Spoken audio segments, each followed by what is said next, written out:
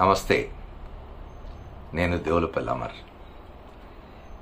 2014 ఎన్నికలు గుర్తొస్తున్నాయి. అప్పుడు విశాఖపట్నం లోక్సభ నుంచి వైఎస్ రాజశేఖర రెడ్డి సతీమణి వైఎస్ విజయలక్ష్మి లోక్సభకు పోటీ చేసినారు. అప్పుడు తెలుగుదేశం వాళ్ళు, చంద్రబాబు నాయుడు, ఆయన సామాజిక వర్గానికి సంబంధించిన వాళ్ళు, ఆయన మద్దతుదారులు, ఆయనకు మద్దతు పలికే మీడియా ఎంత యాగి చేసిందో ఒకసారి గుర్తు చేసుకోవాలి. అప్పట్లో కడప నుంచి రౌడీలు వస్తున్నారు. విజయం అక్కడ గెలిచినట్టయితే ఇక విశాఖపట్నం, ఉత్తరాంధ్ర అంతా రౌడీ రాజ్యం అయిపోతుందని చెప్పి ఒక దుష్ప్రచారాన్ని విపరీతంగా పెట్టి ఆమె ఓటమికి కారణమైనారు.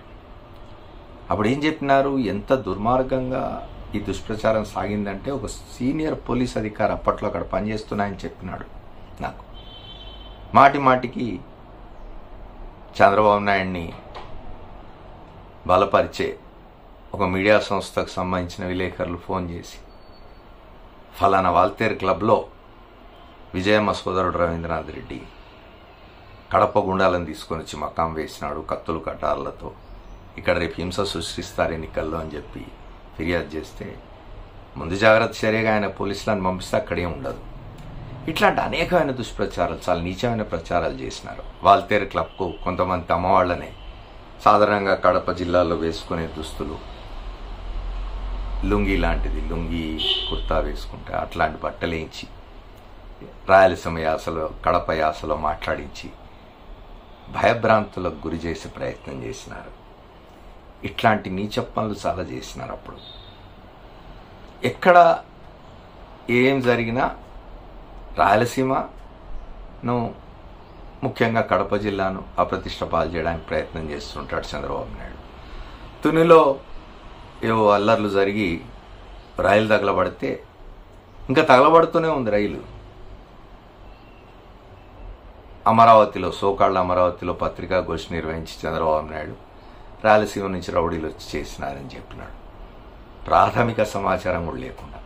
అట్లా ఆయన రాయలసీమ పుట్టినవాడిని అనే విషయం మర్చిపోయి ఎప్పుడు అవకాశం దొరికితే అప్పుడు రాయలసీమను అప్రతిష్ట పాలు చేసే ప్రయత్నం చేస్తూ ఉంటాడు. అట్లా అప్పుడు విజయమ్మ పోటీ చేసినప్పుడు సాగిన దుష్ప్రచారం ఇప్పుడు ఎందుకు గుర్తొచ్చిందంటే, ఇప్పుడు అదే విశాఖపట్నం పక్కనున్న అనకాపల్లి లోక్సభ నుంచి ఎవరు పోటీ చేస్తున్నారు? ఇదే కడప జిల్లాకు సంబంధించిన సీఎం రమేష్, చంద్రబాబు నాయుడుకు అత్యంత అనుంగు శిష్యుడు సీఎం రమేష్. చంద్రబాబు నాయుడుతో 1995లో ముఖ్యమంత్రి అయిన తర్వాతనే ఎదిగినాడు. అంతకుముందు ఒక చిన్న సారాయి వ్యాపారి సీఎం రమేష్. చంద్రబాబు నాయుడు 1995లో ముఖ్యమంత్రి అయిన తర్వాత ఆయన మద్దతుతో అనేకమైన వ్యాపారాలు, అందులో చాలా అక్రమమైన వ్యాపారాలు కూడా చేసి కోట్లకు పడిగెత్తినాడు. ఇవాళ ఎంత సంపన్నుడైనాడంటే, ఒక ప్రత్యేక విమానాన్ని కొని దాన్ని వైఎస్ఆర్ కాంగ్రెస్ పార్టీని, జగన్మోహన్ రెడ్డిని వ్యతిరేకించి అన్ని పార్టీల వాళ్ళకి ఇస్తుంటాడు ఆయన వాడుకోవడానికి.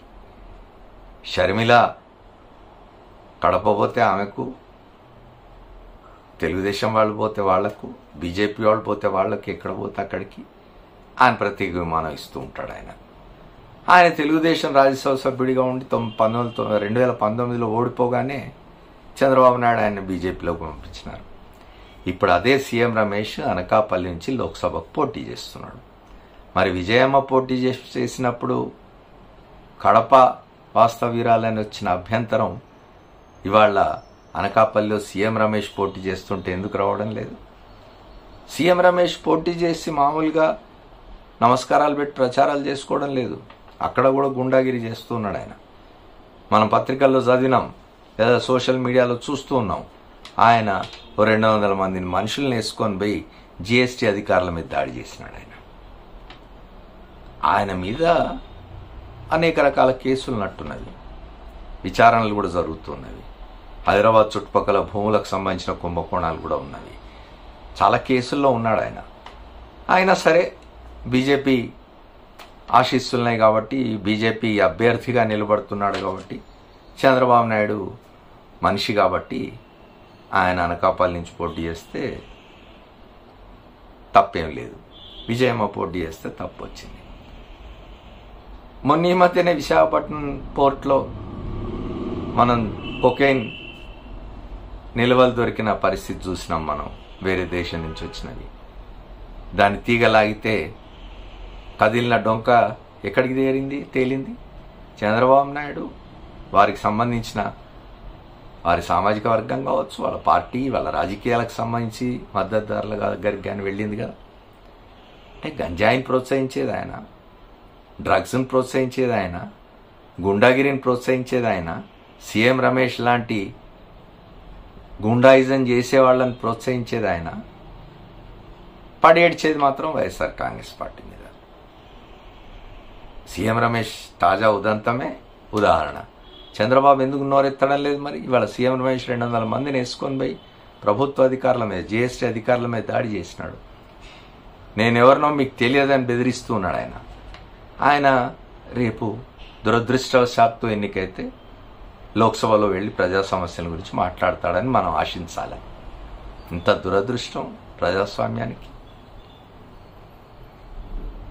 Thank you. మళ్ళీ కలుద్దాం.